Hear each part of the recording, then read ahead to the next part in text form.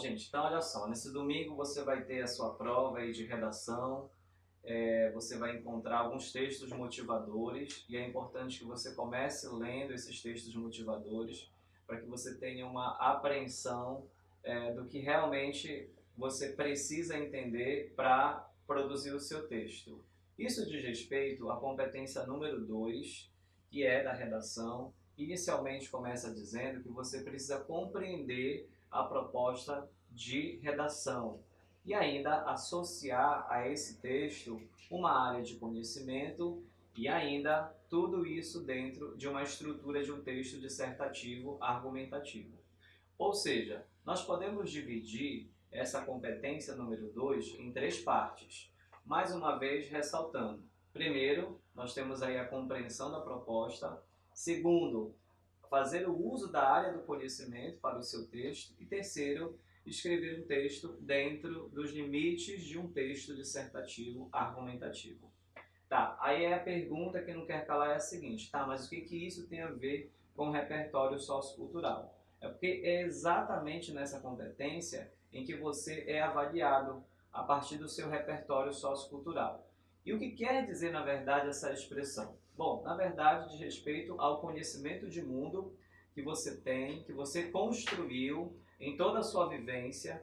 E isso tem a ver, por exemplo, com os livros literários que você já leu, algum livro científico, a experiência de vida, os filmes que você já assistiu, documentários, artigos, tá? Séries, novelas, tudo isso aí compõe o que nós chamamos de repertório sociocultural. O que os alunos têm como dificuldade utilizar esse repertório? Muitos utilizam, isso aí é quase que certo praticamente, né? Os alunos utilizam, mas a grande dificuldade que alguns encontram é exatamente de associar esse repertório sociocultural ao tema da redação em questão. Muitos até fazem uso do repertório, porém não conseguem associar a temática da redação e com isso esse repertório ele fica vago. Então essa é uma das observações que eu gostaria de fazer aqui. Você que vai fazer a redação logo mais no domingo, esteja atento a essa relação que você deve fazer do seu repertório sociocultural com o tema da redação em questão. E de preferência, tente fazer isso logo no início do seu texto, ou seja, na introdução. É na introdução que você vai poder contextualizar esse tema a partir desse repertório sociocultural, tá? Não deixe para fazer isso e nem pense em fazer isso colocando esse repertório sociocultural lá na parte do desenvolvimento. Até porque muitos dos repertórios sociocultural, digamos assim, eles mantêm uma relação fictícia. Se mantém uma relação fictícia, então você não pode lá no seu parágrafo de desenvolvimento número 1 e número 2, no momento que você vai precisar comprovar uma tese, no momento que você vai precisar fundamentar ali a sua, o que você apontou lá no início, lá na introdução, com uma base fictícia. Não, muito pelo contrário. Você deve, na verdade, apresentar algo palpável, algo que tenha fundamento. Então, para isso, é importante fazer o uso de estratégias argumentativas, tá? Então, uma citação, um dado, uma alusão histórica, uma analogia, um discurso de autoridade, tudo isso para que, digamos assim, possa haver a comprovação, tá, daquilo que você apresentou inicialmente. Então, ou seja, o repertório sociocultural, ele serve para que você possa contextualizar a sua temática, a temática da sua redação. E, preferencialmente, faça isso logo no início do seu texto. Tudo bem? Então, em relação a esse repertório sociocultural, tá? O que você precisa realmente fazer é essa conexão, essa relação, né, do que você tem com o filme que você assistiu, um documentário, que mais? Uma novela. Então, tudo mesmo, tá? Pode servir e é, na verdade, um repertório sociocultural.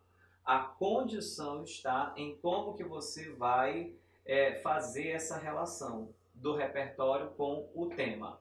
Então vamos fazer o seguinte, vamos exemplificar aqui, vamos verbalizar como que seria. Vamos supor que você assistiu a um filme e nesse filme você viu cenas de maus tratos contra os animais. E aí você está diante de um tema de redação que é exatamente essa temática, maus tratos contra os animais. E aí, eu vou então pegar esse repertório sociocultural que eu tenho lá do filme e vou procurar associar agora a minha temática da redação. Então vamos lá, eu posso verbalizar da seguinte maneira.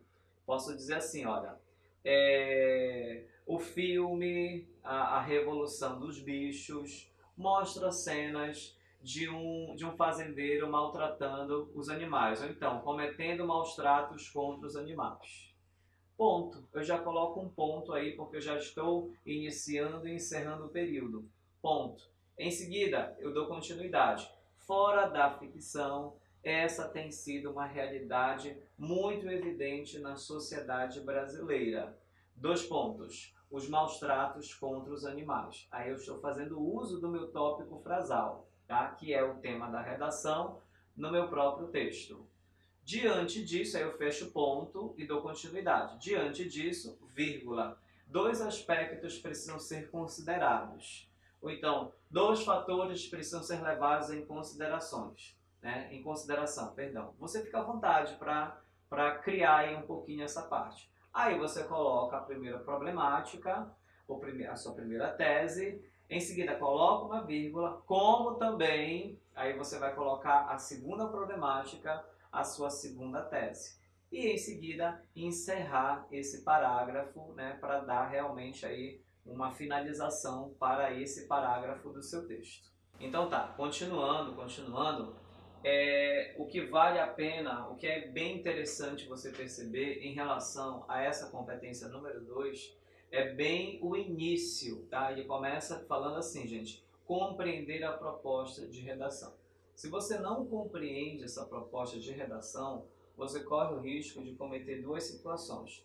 Ou você vai fugir ao tema, e essa fuga ao tema pode ser total, ou pode acontecer de você fugir parcialmente a esse tema. E aí é uma fuga parcial. Bom, independente dos dois casos, é fuga. Agora é claro que diante da fuga parcial, você ainda pode conseguir uma nota, tá bom? Pode conseguir uma nota. Mas, em outras palavras, o que seria essa fuga total? É você fugir totalmente daquilo que realmente se esperava em relação, em termos de discussão, em termos de abordagem textual. Tá? Agora, o que quer dizer essa fuga parcial? É quando você chega perto, digamos assim, chega perto do tema, fala superficialmente do tema, mas não é totalmente fiel a ele. Com isso, o que vai acontecer? Fuga parcial. Então, você vai ter aí um desconto na sua nota. Fechou? O que mais? O que nós podemos mencionar ainda a respeito desse repertório sociocultural associado à área de conhecimento? É interessante você perceber que, em relação à área de conhecimento, o próprio Enem coloca lá que é conceito, são conceitos das áreas de conhecimento. Então, o que você entende por um conceito? É uma frase direta, é uma frase simples. Nada de você querer ficar, por exemplo, escrever um parágrafo, escrever um período, 2, 3 períodos, só para estabelecer um conceito. Você pode fazer isso sem problema algum, com apenas um único período. E em seguida você vai procurar relacionar aquele tema, como nós falamos ainda há pouco. Falando agora, passando para a última parte, que é sobre o texto dissertativo argumentativo, nós temos aí algumas características. A redação do Enem, ela se divide basicamente em 4 partes, tá? Em que você vai precisar fazer o uso de um tema, de uma tese, de argumento e proposta. Lembrando que tema e tese, isso vem onde? Na introdução. O argumento, obviamente, no desenvolvimento número 1 e número 2. E a proposta vai entrar onde? No parágrafo de conclusão. Tá? É interessante que cada um desses parágrafos devem estar muito bem concatenados entre si. Por falar em parágrafos, quantos parágrafos você deve fazer? Basicamente, 4 parágrafos, tá? Um de introdução, um de desenvolvimento número 1, desenvolvimento número 2 e conclusão, tá? Então, cuidado para você não ficar fazendo muitos parágrafos no seu texto, porque você pode se perder. Além disso, é importante também você perceber aí que entre esses parágrafos, entre esses períodos, deve haver a ocorrência de conectores e de modalizadores. Então, por exemplo, se você começa um parágrafo dizendo assim, além disso, tá? Por exemplo, isso é muito comum lá no segundo parágrafo de desenvolvimento. Se você começa dizendo além disso, é sinal de que você já falou de alguma coisa antes e que a partir de então você vai dar continuidade. Tá? Então é interessante eu ter noção desses conectores, dos sentidos que eles estabelecem, porque isso pode, digamos assim, se eu utilizar de uma maneira indevida, isso pode comprometer a coesão do meu texto e, consequentemente, a coerência também, ou seja, o sentido que eu estou dando para o meu texto. E aí? Então vamos lá. Procure dividir os períodos, procure dividir os parágrafos no seu texto e quantas linhas você deve escrever uma redação, né? No caso aí, um parágrafo. Bom, em média, e aí não é uma regra, não é algo fixo também, mas você pode, digamos assim, fazer uma introdução em torno de 5 a 7 linhas. Estou colocando uma variável, tá? De 5 a 7 linhas. Há aqueles que escrevem, que leem muito, que falam muito, que escrevem muito, que 5 linhas não é o suficiente. Então eles vão escrever o quê? Vão escrever 7 linhas, por exemplo. Como também há casos daqueles alunos, daqueles candidatos que são muito objetivos. Eles escrevem em 5 linhas, eles começam a colocar o seu repertório, o tema, contextualização, e aí ficar tudo de uma forma muito objetiva. Tá? Agora, os parágrafos de desenvolvimento. Falando em parágrafos de desenvolvimento, você não vai, por exemplo, escolher o que, é que eu tenho percebido. Os alunos têm se estendido muito numa introdução e quando se chega aos parágrafos de desenvolvimento, eles têm uma extensão menor, uma extensão pequena. Você deve fazer o contrário, tá? Então, os seus parágrafos de introdução e de conclusão devem ser pequenos, tá? Devem ser pequenos, enquanto que os parágrafos de desenvolvimento número 1 e número 2 devem ser maiores, porque é aí que você vai procurar colocar o uso de recursos argumentativos. Tá? Os recursos argumentativos, como nós falamos ainda há pouco, em que você vai precisar, digamos assim, fazer o uso desses recursos para fundamentar a sua tese. A saber, a citação, a analogia, tá? E por aí vai. Nós temos uma pergunta.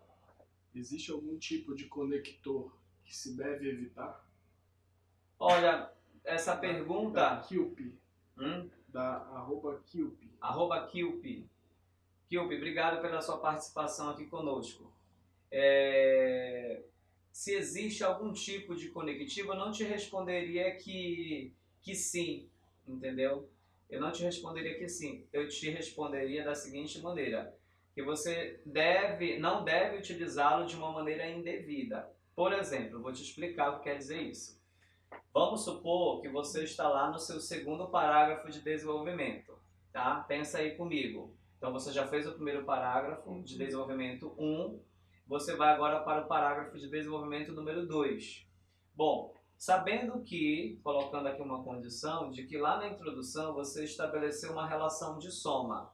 Se você vai somar, então o primeiro parágrafo ele vai estar relacionado diretamente com o segundo parágrafo de desenvolvimento. Entre esses parágrafos, você deve colocar um conectivo. Que conectivo seria apropriado para esse momento? O além do mais, o além disso, o outro sim. o mais também, o ademais, que são conectivos de adição. Se de repente você coloca lá, por exemplo, o mais, coloca o destarte, dessa forma, dessa maneira, então o que vai acontecer? Esse conectivo, para esse contexto, é um conectivo indevido, tá? É indevido. Então você vai usar esses conectores onde? Quando estiver finalizando os parágrafos, quando você estiver iniciando uma conclusão, por exemplo, aí eles são mais adequados. Então, não é que não existe um conectivo que você deve evitar. Na verdade, quanto mais conectores você utilizar no seu texto, é melhor para você. É melhor porque você vai sair bem na competência número 4, tá? Agora, só procure utilizar de uma forma devida. Outra pergunta. Tem uma outra pergunta aí, vamos lá. O Everton Manuel MS pedindo para dar exemplos de detalhamento na conclusão. Ah, interessante. Everton, é isso? Sim. Oi, Everton. Obrigado pela sua participação aqui conosco, viu? Olha, Everton, tu sabias que essa é uma das maiores dúvidas e um dos maiores problemas que os alunos têm em fazer o detalhamento da sua redação. Primeiro porque muitos ainda pensam que detalhar a conclusão é escrever muito. Não sei se é o seu caso. Parece assim que o aluno ele pensa que quanto mais ele escrever, ele vai estar detalhando. E na verdade não tem nada a ver com isso. Tá? Esse detalhamento, lá na proposta de intervenção, consiste numa explicação que você faz para o seu agente social. Olha como é tão simples, mas que os alunos não entendem, os candidatos não entendem e eles acabam tornando a situação assim muito mais complexa. Vou te dar um exemplo. Se eu disser assim, olha, estou iniciando a minha proposta de intervenção. Aí eu vou dizer assim, ó, portanto, é essencial que a família, vírgula, vou colocar uma vírgula, coloca aí, me acompanha. É essencial que a família, vírgula, uma das instituições mais importantes da sociedade, vírgula novamente, possa promover diálogo com seus filhos, possa participar mais das reuniões escolares. Então, essa informação que eu coloquei entre vírgulas, é isso que eu chamo de detalhamento. Viu, Everton? Tá? E, por sinal, você poderia substituir esse par de vírgulas, que são as vírgulas intercaladas, pelo duplo travessão. Aí entra a pontuação. Tá? Seria uma forma de você diferenciar um pouquinho o seu texto. Beleza, Everton? Ele perguntou outra coisa. Mesma pessoa. Usar séries, filmes ou músicas como contextualização é prejudicial na redação? Não, de maneira alguma, Everton. Ainda há pouco nós começamos, na verdade, a falar sobre isso. De repente você não estava, chegou depois, perdeu essa informação. Vou recapitular para ti, tá? Na verdade, isso é altamente positivo, tá bom? Você usar música, usar série, usar, por exemplo, novela, documentário. Mas tem uma condição para isso, viu? Qual é a condição? O que você vai utilizar? O trecho, por exemplo, o trecho da novela que você quer utilizar, tem a ver com o tema da redação? Essa que é a questão. Essa é a pergunta que você deve fazer. Não é a novela pela novela, não é a música pela música, não é a série pela série. Tá? Então, por exemplo, não sei se você já assistiu, mas aquela série, Os 13 Porquês, tem uma cena lá em que um dos personagens sofre, ele é vítima de bullying. Então, digamos que eu estou agora diante de uma proposta de redação cujo tema fala sobre o bullying nas escolas. Tá bom? Então eu posso começar muito bem dizendo assim, ó, na série Os 13 Porquês, há um personagem que é vítima de bullying. Ponto. Fugindo dessa parte, eu posso dizer assim, ó, fora da ficção, essa tem sido uma realidade muito presente na sociedade brasileira, uma vez que muitos alunos sofrem de algum tipo de bullying. Olha aí, deu para perceber? Então não é o que você precisa entender. Não é necessário, não é preciso você pegar toda a novela, todo o filme. Não, é um trecho, é uma passagem que tem relação com o tema em questão. Fechou? Vê se respondeu aí, Everton. Você fez 2 perguntas. Vê se ficou claro para você. Se não ficou, a gente repete aqui, ou então eu enfatizo. Mas eu acredito que deve ter ficado. Uma pergunta da Gabriele Correia. Nos parágrafos de desenvolvimento, posso usar frases de teóricos nos 2 parágrafos? Sim, Gabriela? Gabriele Correia. Gabriele, oi Gabriele. Obrigado por participar. Claro, com certeza. Sem dúvida alguma você pode fazer uso de citações filosóficas.